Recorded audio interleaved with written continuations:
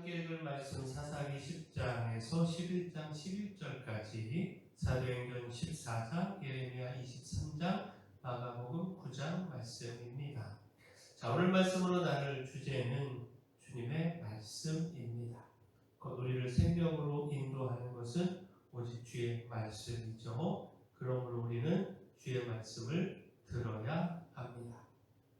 마가복음 9장은요, 예수님께서 산 위에서 영광스럽게 변모하신 일과 귀신 들린 소년을 고치신 일, 고난과 부활에 대한 가르침, 제자들의 다툼과 죄의 유혹에 대한 경고를 기록합니다. 자, 예수님께서 베드로와 야고보와 요한 앞에서 영광스럽게 변모하셨을 때 모세와 엘리야가 나타나 예수님과 말씀을 나누었습니다.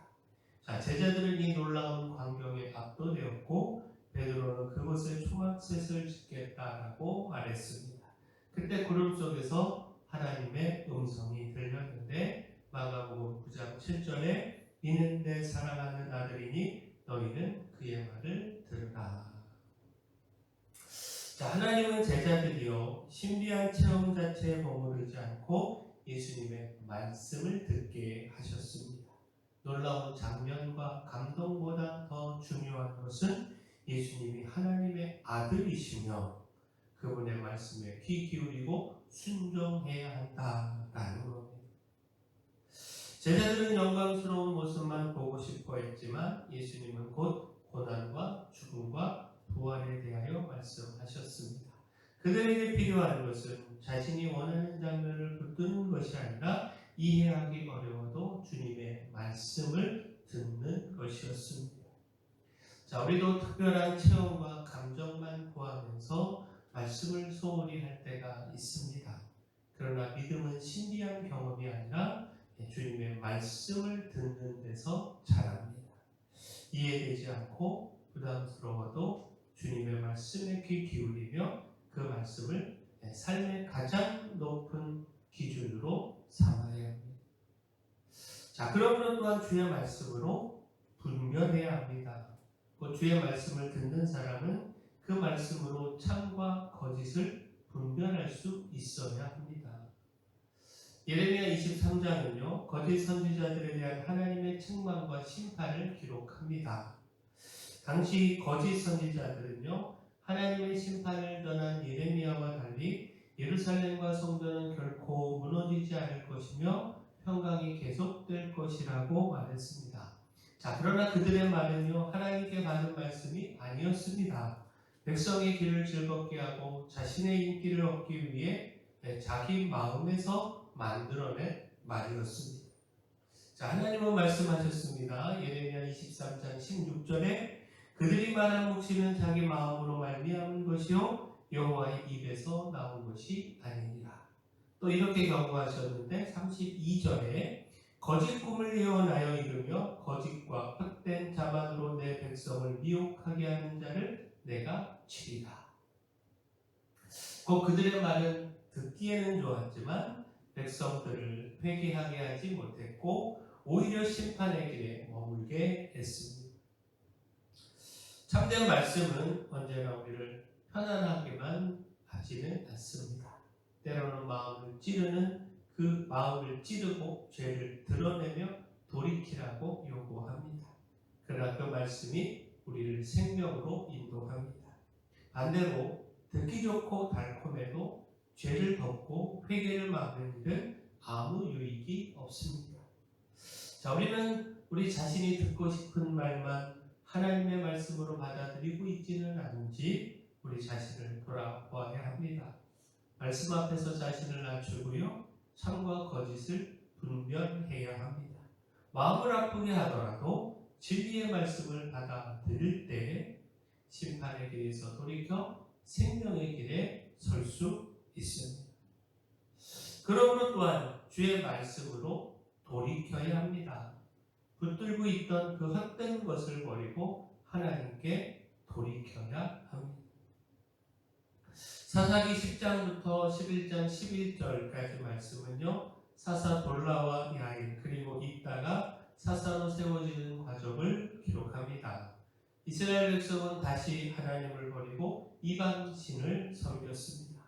하나님은 그들을 블레셋과 암몬 자손의 손에 넘기셨고 백성은 큰 고통을 겪게 됐습니다. 자, 그들이 하나님께 부르짖자 하나님이 말씀하셨는데 사사기 10장 13절 14절에 너희가 나를 버리고 다른 신들을 섬기리니 그러므로 내가 다시는 너희를 구원하지 아니하리라. 가서 너희가 택한 신들에게 부르짖어 너희의 환난 때에 그들이 너희를 구원하게 하라. 자, 이 말씀은 하나님께서 구원을 거절하신다고 하는 선언이면서 또 동시에 그 백성들이 의지하던 우상이 얼마나 헛된지를 깨닫게 하시는 말씀입니다. 그들이 선택한 신들은 혼란에서 아무런 도움도 줄 수 없었습니다. 구원은 오직 하나님께만 있었습니다. 자, 백성은 이 말씀을 듣고 자신들의 죄를 인정하며 이방 신들을 버리고 하나님을 섬겼고 하나님은 이딸을 세워서 구원의 길을 여셨습니다. 자, 우리도 고난을 만날 때 도움을 구하면서 정작 하나님보다 다른 것을 더 의지하고 있지는 않은지 돌아보아야 합니다.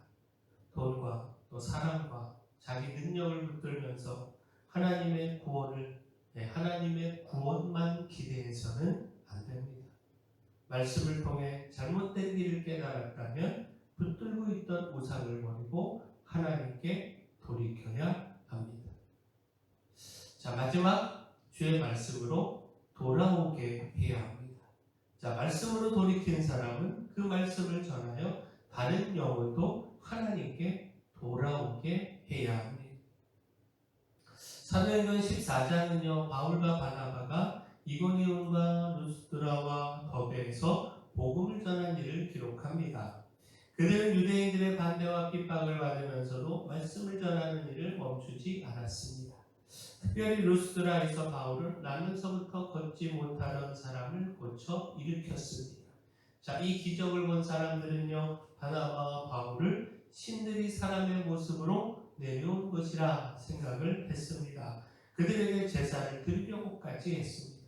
자, 그러나 바울과 바나바는 옷을 찢으며 그 일을 막았습니다. 그리고 이렇게 말했는데 사도행전 14장 15절 우리도 여러분과 같은 성경을 가진 사람이라 여러분에게 복음을 전하는 것은 이런 헛된 일을 버리고 천지와 바다와 그 가운데 만물을 지으시고 살아계신 하나님께로 돌아오게 합니다. 자, 바울이 복음을 전한 목적은 자신의 능력과 이름을 드러내는 데 있지 않았습니다. 오직 헛된 우상을 버리고 살아계신 하나님께 돌아오게 하는 것이 목적이었습니다. 복음은 사람을 높이지 않고요, 하나님께 돌이키게 합니다. 자, 우리도 말씀을 전하고 섬길 때 자신의 인정과 명성을 구하지 말아야 합니다. 사람들이 나를 높이는 것으로 기뻐하지 말고 그들이 하나님께 돌이키는 것, 돌아오는 것을 가장 큰 기쁨으로 여겨야 합니다. 우리 주변에 헛된 것을 의지하며 살아가는 사람들에게 생명의 말씀을 전하여 한 영혼이라도 살아계신 하나님께 돌아오도록 겸손히 복음을 전해야 합니다. 자, 우리가 듣고 따라야 하는 말씀, 주님의 말씀입니다. 주의 말씀이 우리를 생명으로 인도합니다. 그러므로 말씀으로 참과 거짓을 분별하고 그릇된 길에서 돌이켜야 합니다. 또한 생명의 말씀을 전하여 멸망의 길을 걷는 이들이 구원의 하나님께 돌아오게 해야 합니다. 바라기를 우리가 이 일에 힘을 다하기를 소원합니다. 사랑의 주 하나님, 두렵고 막막한 때에도 주님 말씀을 붙들고 두려움을 이기며 생명과 구원의 길로 나아가기를 소망합니다. 주의 말씀으로 참과 거짓을 분별할 지혜를 주시고 거짓된 교훈에 미혹되지 않게 하여 주시옵소서. 말씀으로 생명을 얻고 주께 돌이키게 하시며 그 말씀을 전하여 이웃을 하나님께로 인도하는 사명을 잘 감당하게 하여 주시옵소서.